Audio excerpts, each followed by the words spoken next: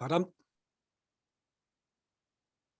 바람도 쌀쌀해지고 이제 가을이 참 온 것을 실감합니다. 예. 추석에 고향 잘 다녀오셨습니까? 가장 멀리 다녀오신 분이 누구신가요? 어딜 다녀오셨나요? 한번. 용인이라고 들었습니다. 우리 목회자님 예, 손 용인. 드셨는데. 예, 용인 더 멀리 다녀오신 분 계신가요? 네. 인천. 인천. 인천. 인천 다녀오시고. 예. 예. 아유, 먼 길 다녀오시느라고 수고하셨습니다. 네. 가장 가까이 다녀오신 분은 어디신가요? 뭐 아무 데도 안 가신 분이시겠죠? 예. 저는 예, 다들 가까이 있어가지고 멀리 가지는 않았습니다. 예. 어디 다녀왔냐고 물었는데 오늘은 좀 장소에 대해서 얘기를 해보려고 합니다. 예. 고향 하면은 아마 다들 뭐 어떤 기억을 갖고 있을지 모르겠네요. 저는 경북 의성의 어떤 시골에서 태어났어요. 그리고 태어나기만 태어나고 자라기는 부산에서 자란 저는 도시 남자입니다. 예, 대부분은 어울리지 않게 도시 남자라고 하더라고요, 저보고. 예, 예, 제가 좀 시골스럽게 생겼나 봅니다. 예. 초등학교 입학은 제가 시골에 가서 했습니다. 예, 그 호적은 1년 늦게 돼 있어가지고 입학식을 위해서 제가 학교를 걸어가다가 삐쳐가지고 마음이 한참 안 가고 길에 서 있었던 기억이 저는 납니다. 예. 아마 사람마다 기억이 남는 장소가 있을 거예요. 그죠? 우리가 세례받은 곳은 아마 잊을 수 없을 거고요. 그리고 특별한 여행을 갔던 곳도 아마 오랫동안 기억할 겁니다. 저는 이번 여름에 7월 달쯤이었나? 예. 섬에 가서 3박 4일을 가족이 보냈었는데 특별한 기억을 가지고 있습니다. 네. 그리고 우리가 자주 갔던 뭐 기도 장소라든지 또 형제 자매들과 특별한 추억을 보냈던 곳이 참 많이 기억에 남을 것 같아요. 예전에 그 라이프톡, 바이블톡을 했던 캠퍼스의 어떤 강의실도 기억이 나고 항상 교대에서 형제 자매들 모여서 함께 했던 그 교대의 어떤 스탠드, 기도했던 스탠드와 또 농구장, 예, 기억이 나고 또 교대하니까 제가 또 직장 취업을 위해서 공부했던 곳이 또 교대 도서관이군요. 예. 그런 장소들이 기억이 납니다. 네. 아마 우리 형제 자매들 기억하고 싶은 곳도 있고 기억하기 싫은 곳도 있을 겁니다. 아마 특별한 시간을 보냈던 곳은 좋은 기억에 남아있을 곳이고 아마 그곳에서 뭐 옛날에 친구랑 심하게 다퉜다거나 하면 아마 별로 기억하고 싶지 않을 거예요. 그죠? 제가 공유를 하겠습니다.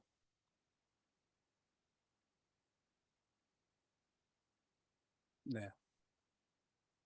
공유를 했습니다. 네. 오늘은 그 이스라엘 민족에게 중요한 두 장소를 좀 통해서 말씀을 나누고 싶습니다. 뭐 제목에 있네요. 좀 궁금증을 유발하려고 했는데 제목에 제가 적어놨군요. 길갈에서 복임까지. 네. 포인트 1번은 약속과 축복의 장소이고 포인트 2는 눈물의 장소입니다.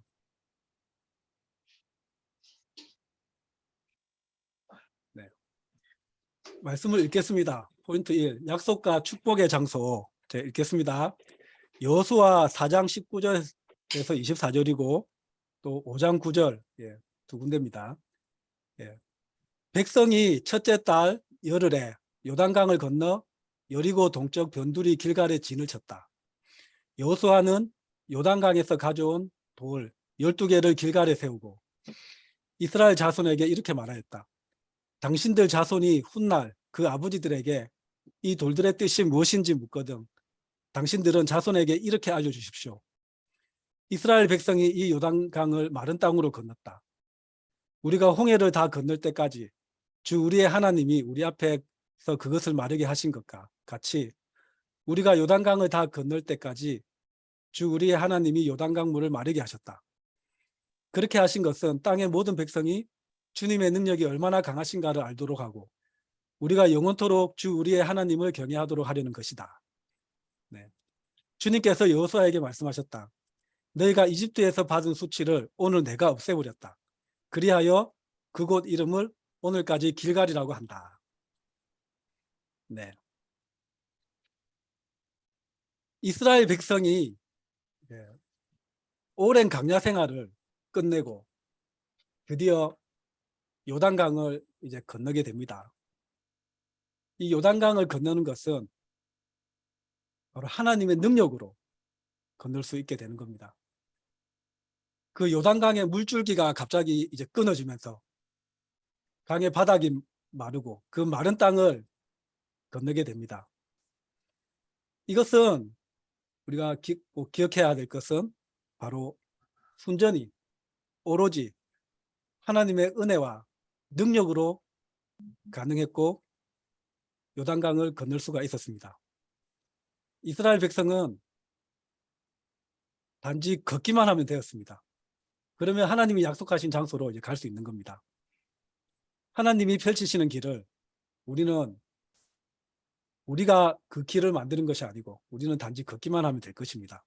우리의 노력이 아닌 하나님의 능력으로 우리의 길은 펼쳐집니다.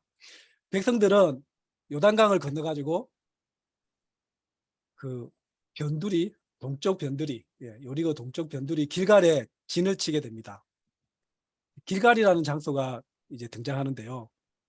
바로 이스라엘 백성이 요단강을 건너서 처음 자리 잡는 곳입니다. 여호수아는 요단강에서 가져온 돌 12개를 길갈에 세웁니다. 그 이유는 너무나 중요합니다. 왜냐하면 바로 잊지 않기 위해서, 기억하기 위해서입니다. 그리고 자손들에게도 알려주기 위해서입니다. 하나님의 놀라운 능력으로 요단강을 마르게 하시고 우리가 이 마른 땅을 걷는 것을 기억해야 된다고. 네. 자손에게까지 하나님의 우리에게 하신 이 능력, 은혜를 기억하고 하나님을 경외하도록 하려는 것이다. 예. 이 길갈은 아주 특별한 장소입니다. 바로 약속과 축복의 장소입니다. 약속이 이루어지는 장소입니다. 이집트에서 가나안 땅으로 인도하시기 위해 드디어 요단강을 건너고 이곳에서 진을 치면서 하나님이 말씀하셨습니다. 너희가 이집트에서 받은 수치를 오늘 내가 없애버렸다고. 길갈의 뜻이 제가 찾아봤더니 이 굴리다, 없애다라는 뜻입니다. 우리 그 막고 있는 돌, 그죠? 뭐 돌의 개념으로 봐도 될 거고요. 막고 있는 벽, 하여튼 없애버렸다. 친히 백성들이 이집트에서 그 받았던 그 노예 생활, 그 어떤 수치들, 그것을 굴려서 앞에서 없애버렸다. 그렇게 이제 표현을 하시는 겁니다. 길갈은 이제 가나안 정복 전쟁을 위한 거점이 됩니다. 그리고 승리하고 돌아와서 하나님의 축복과 기쁨을 누리는 장소입니다. 계속 읽겠습니다. 여호수아 10장 41절에서 43절하고 사무엘상 11장 15절을 제가 또 읽어드리겠습니다. 또한 여호수아는 가데스 바네아에서 가사까지 그리고 온 고센 땅뿐만 아니라 기브온에 이르기까지 모두 무찔렀다. 주 이스라엘 하나님이 이스라엘의 편이 되어 싸우셨기 때문에 여호수아는 단번에 이 모든 왕과 그 땅을 손에 넣었다. 여호수아는 자기를 따르는 모든 이스라엘 사람과 더불어 길갈에 있는 진으로 돌아왔다. 네. 그래서 온 백성이 길갈로 가서 그곳 길갈에 계시는 주님 앞에서 사울을 왕으로 세웠다. 그들은 거기에서 짐승을 잡아서 주님께 화목 제물을 바쳤다. 거기에서 사울과 모든 이스라엘 사람들이 함께 크게 기뻐하였다. 아멘. 길갈은 참 이 내용을 읽어봐도 길갈에서 이스라엘 백성들이 어떤 감정을 느꼈는지를 아마 알 수 있을 겁니다. 여호수아서에서는 이 이스라엘 백성들이 전쟁 후에 길갈에 있는 진으로 돌아왔다는 표현들이 여러 번 나옵니다. 하나님께서 이스라엘 편이 되셨기 때문에 이스라엘은 승리할 수 있었고 백성들은 길갈에 돌아와서 아마 잔치를 베풀었을 겁니다. 하나님이 주시는 이 축복, 기쁨을 바로 길갈에서 누렸습니다. 길갈은 또 하나님께 예배 드리면서 기뻐했던 장소입니다. 구약을 보면 이 길갈에서 하나님께 제사를 계속해서 지냈습니다. 이 길갈에서 나중에 왕을 세웁니다. 그리고 제사를 지내고 하나님께 예배를 드리면서 기뻐했습니다. 예. 우리가 있는 곳, 하나님의 약속을 기억하고 축복을 누리는 길갈이 되어야 할 것입니다. 여호수아는 기억하길 원했습니다. 이 수치에서 건져주신 하나님의 능력과 요단강의 마른 땅을 건넌 그 기적, 요단강의 마른 땅을 건너기 전에 우리 삶 또한 강야의 삶이었을 것입니다. 이집트의 노예와 같은 어둠의 삶이었다고 할 수 있을 것입니다. 우리는 스스로 죄를 해결할 수 없었고 스스로 빛 가운데 나올 수 없었고 하나님과의 관계를 스스로 회복할 수가 없었습니다. 하지만 하나님의 능력과 은혜로 우리는 나올 수가 있었습니다. 우리가 이 세상에서 요단강을 건넜을 때 하나님의 약속을 알게 되었을 때 무척 기뻤을 것입니다. 그리고 우리 마음속에 아마 모두가 돌 12개를 세웠을 것입니다. 예. 사랑하는 우리 형제 자매들 여러분, 우리는 여전히 하나님이 우리에게 하신 일을 지금 기억하고 있습니까? 우리의 길갈은 우리의 어둠을 굴려버리시고 없애버리신 것을 기억하는 장소입니다. 우리가 대가를 치른 것은 없습니다. 하나님이 대가를 치르시고 길을 열어주셨습니다. 이스라엘 민족이 걷기만 하면 되었듯이 우리도 하나님이 인도하시는 길을 걸으면 됩니다. 우리가 있는 곳이 바로 하나님의 그 약속과 축복을 누리는 길갈이 되기를 바랍니다. 네. 근데 이 길갈이 나중에 변질이 됩니다. 많은 시간이 걸리지는 않습니다. 네. 아모스 4장 4절과 호세아 9장 15절을 읽어드리겠습니다. 너희는 베델로 몰려가서 죄를 지어라. 길갈로 들어가서 더욱더 죄를 지어라. 아침마다 희생 제물을 바치고 사흘마다 11조를 바쳐보아라. 이 백성의 온갖 죄악은 길갈에서 시작된다.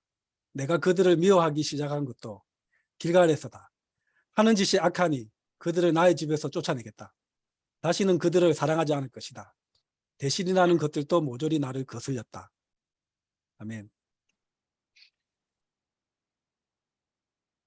없애버렸다. 그 수치를 없애버렸다는 뜻의 길갈이 이제 그 이름의 뜻과는 전혀 다른 곳이 됩니다. 은혜와 축복의 장소였던 길갈은 죄로 인하여 하나님이 분노하시는 장소가 됩니다. 요단강에서 가져온 돌 12개는 더 이상 기억되지 않았습니다. 하나님이 하신 그 능력은 잊혀졌습니다.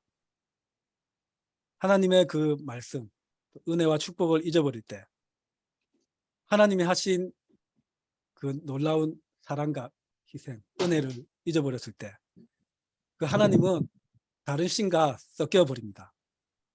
우리가 하나님과 함께 했던 그 장소에서 다른 신을 섬기고 하나님의 말씀에 순종하지 않는다면 우리의 그 있는 장소는 불순종과 고통의 장소가 될 것입니다. 우리가 불순종을 알면서 회개하지 않는다면 하나님 앞에서 아마 쫓겨날 것입니다. 네. 길갈은 가나안 땅에서 처음으로 유월절을 지킨 곳이고, 여기서 또 나중에 만나도 끊기고 또 다시 할례를 행했던 곳입니다. 이 길갈에서 사울은 왕이 되었는데, 아이러니하게도 이 길갈에서 나중에 사울은 사무엘을 기다리지 않고 자기가 직접 제사를 드렸다가 사무엘의 질책을 받게 됩니다. 바로 하나님의 명령을 어겼으니 이제 사울 왕의 가문은, 이제 왕권은 끝이 나고 하나님의 마음에 맞는 사람을 찾아서 새로 왕을 세울 거라는 말을 길갈에서 듣게 됩니다. 길갈을 좀 더 읽다 보면은 이 길갈에서 많은 그런 죄악된 행위를 하는 곳이 이제 구약에 굉장히 많이 나옵니다. 나중에는 이 길갈이 이제 온갖 죄악이 시작되는 곳이라고, 그런 표현까지도 이제 나옵니다. 우리가 하나님을 섬기면서 계속해서 나의 생각대로, 나의 고집대로, 괜찮겠지? 나의 가치관, 나의 욕심대로 우리가 살아간다면 사울처럼 하나님을 섬기면서도 불순종하고 있다는 질책을 우리가 받게 될 것입니다. 우리는 우리가 살고 있는 이 장소, 우리의 길갈에서 어떻게 살고 있습니까? 축복과 기쁨을 누리면서 살고 있습니까? 불순종의 고통의 장소로 바뀌어가고 있습니까? 우리의 집, 우리의 회사, 교회, 우리 장소마다 우리의 삶이 다를 수도 있습니다. 교회에서는 은혜와 기쁨이 있는데 회사에서는 또 다른 길갈의 삶을 우리가 살고 있을 수도 있습니다. 같이 있을 때는 하나님을 기억하는데 나 혼자 있을 때는 하나님은 어디 있는지, 그렇게 없는 삶을 살고 있을 수도 있습니다. 길갈에서 하나님의 능력을 기억하고 하나님을 경외하며 살아야 할 것입니다. 길갈에서 하나님의 말씀이 아닌 내 생각, 고집대로 살지 않고 우리의 마음에서 은혜와 축복의 길갈을 지켜야 할 것입니다. 아멘. 네. 다음 포인트로 제가 넘어가겠습니다. 네. 두 번째 포인트는 눈물의 장소입니다. 네. 사사기 1장 28절과 사사기 2장 1절에서 5절을 제가 읽겠습니다. 네. 그런데 이스라엘 백성은 강성해진 다음에도 가나안 사람을 모조리 몰아내지 않고 그들을 부역군으로 삼았다. 주님의 천사가 길갈에서 복임으로 올라와서 이렇게 말하였다. 예, 오늘 제목입니다. 길갈에서 복임으로. 예. 나는 너희를 이집트에서 이끌어내었고 또 너희 조상에게 맹세한 이 땅으로 너희를 들어오게 하였다.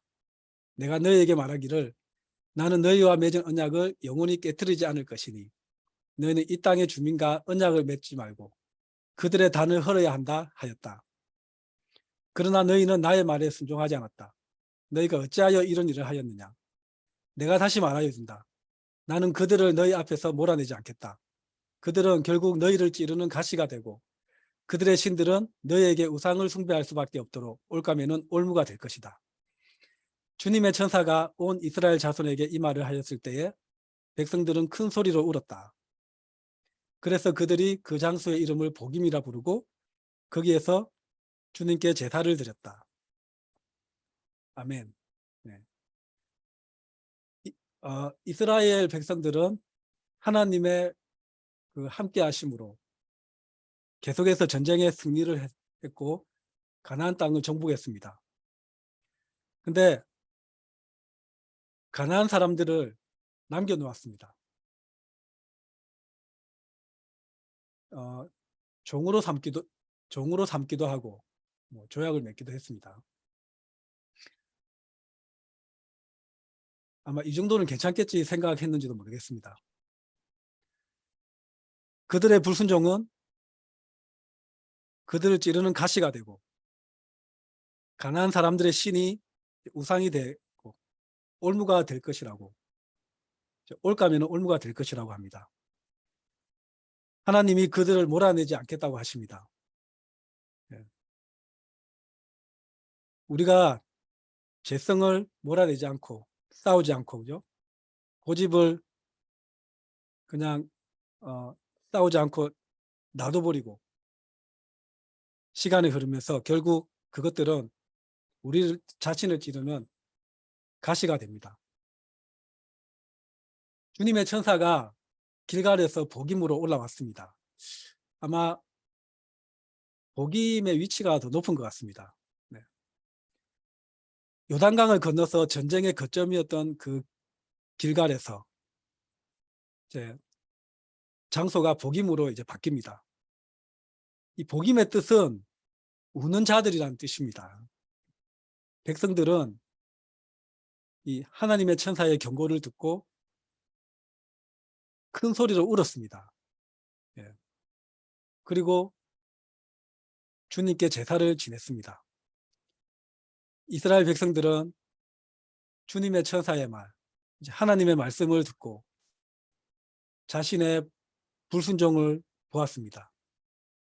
그리고 앞으로의 삶이 너무나 고통스러울 것이라는 그 말에 너무나 괴로웠고 마음이 많이 슬펐고 마음이 많이 아팠습니다.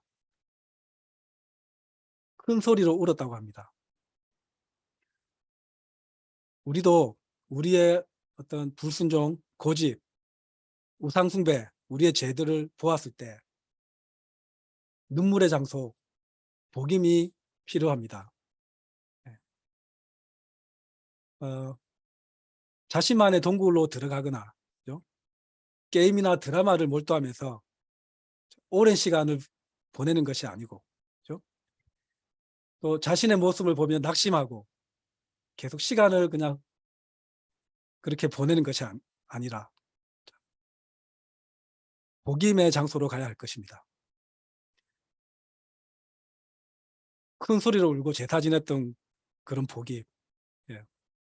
자신만의 도피처가 아닌, 자, 하나님 앞에서 마음을 살피고 하나님께 다시 가는 그런 곳이 바로 복임입니다. 저는 좀 마음이 좀 힘들 때, 마음이 바뀌지 않고 낙심될 때 저는 게임을 좀 합니다. 제가 유일하게 하는 게임이 장기 게임인데 한동안 또 하지 않다가 최근에 또 장기 게임을 다시 한번 또 깔았다가, 예. 그럴 때는 마음이 낙심이 되고, 그죠? 괴로우니까 그냥 잊고 싶어서, 그죠?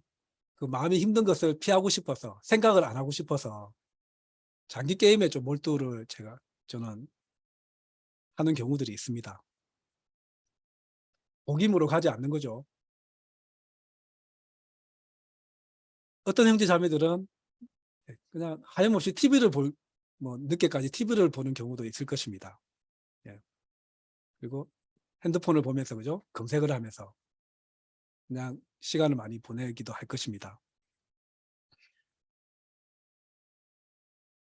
하지만 그것이 너무 오래되지 않아야 될 것입니다. 잠시 쉬지만 그것이 우리의 마음을 하나님께로 돌리는 그런 장소는 아닙니다. 우리는 우리의 죄를 알면서도 돌아서기 힘들 때가 많이 있습니다. 내 고집을 보고 있으면서도 다스리기 힘들 때가 있습니다. 때로는 내 마음속에 생긴 그런 미움이 해결되지 않고 용서하기 힘들어서, 또 저는 때로는 그것들이 더 죄책감이 되어서 마음이 낙심할 때도 있습니다. 감사함보다는 불평, 불만이 많이 생기고 이것이 옳지 않은 것임을 알면서도 바뀌지 않기 때문에 또 에너지가 없어서 또 그냥 지쳐 있는 경우도 어떤 형제 자매들은 있습니다. 그리고 자신의 모습에 약하고 또 반복되는 자신의 모습에 실망하면서 낙심해서 앉아 있는 수도 있습니다. 그리고 그 죄책감에 회피하고 싶을 수도 있습니다. 복임은 이 눈물의 장소는 도망가는 곳이 아니고 회피하는 곳이 아니고 바로 주님의 천사를 직면하는 곳입니다. 즉시 우리의 마음이 바뀌는 곳이 아닙니다. 하나님의 말씀을 듣는 곳입니다. 그 하나님의 말씀이 나의 마음속에 작용하는 곳입니다. 하나님의 말씀을 듣고 그것을 묵상하고 하나님 앞에서 시간을 보내는 곳입니다.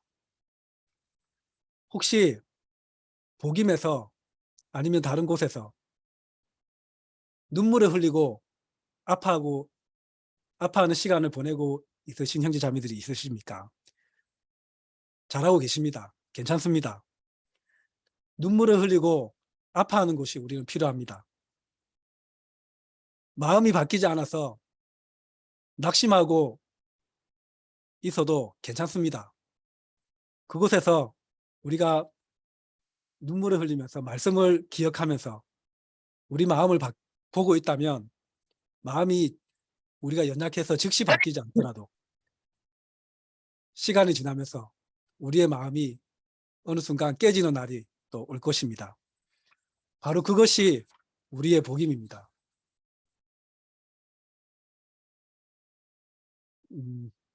본문을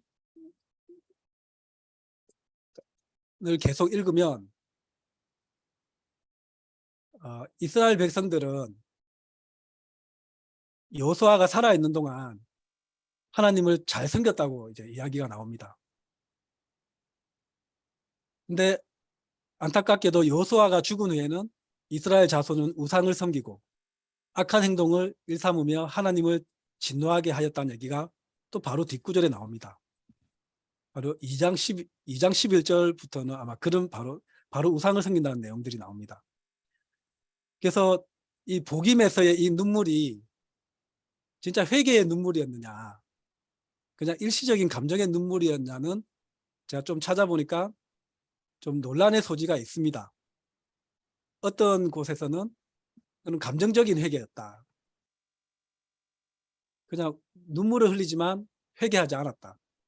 계속해서 우상 숭배를 했다는 게 또 뒷부분에 나오니까요. 그런 부분들이 있고 하지만 여호수아가 살아있는 동안은 또 하나님을 잘 섬겼다고 하니까 아마 어느 일정 기간은 진심으로 또 회개를 했을 수도 있을 것입니다. 그것이 또 자손에게까지는 아마 전달이 되지 않았을 것입니다. 우리가 눈물을 흘리고 아파하는 곳에서 감정으로 그죠? 일시적인 자신의 그런 어떤 그런 위안으로 끝나서도 안 될 것입니다. 진짜 진심으로 우리가 마음이 깨어지는 곳, 큰 소리로 하나님 앞에서 울면서 우리가 회개하고 하나님께 기쁨의 제사를 드리는 그런 장소, 바로 우리의 집이, 우리의 교회가, 우리의 직장이, 우리의 교제가 그곳이 되어야 될 것입니다. 오늘 약속과 축복의 장소, 길갈, 눈물의 장소, 복임에 대해서 제가 말씀을 나눴습니다. 길갈과 복임에 있는 사람은 같은 사람들입니다. 이스라엘 백성들이었고 우리 자신입니다. 우리가 있는 곳이 약속과 축복의 장소인 길갈이 될 수가 있고 불순종과 고통의 장소인 길갈이 될 수가 있습니다. 불순종과 고통의 장소, 혹시 마음에 지금 고통 속에 고난 속에 있다면 우리는 계속해서 눈물의 장소 복임으로 나와야 할 것입니다. 눈물을 흘리는 그곳에서 우리 마음이 깨어지고 회개와 기쁨의 시간이 될 수 있기를 바랍니다. 네. 예, 이상으로 말씀을 마치겠습니다. 예, 감사합니다.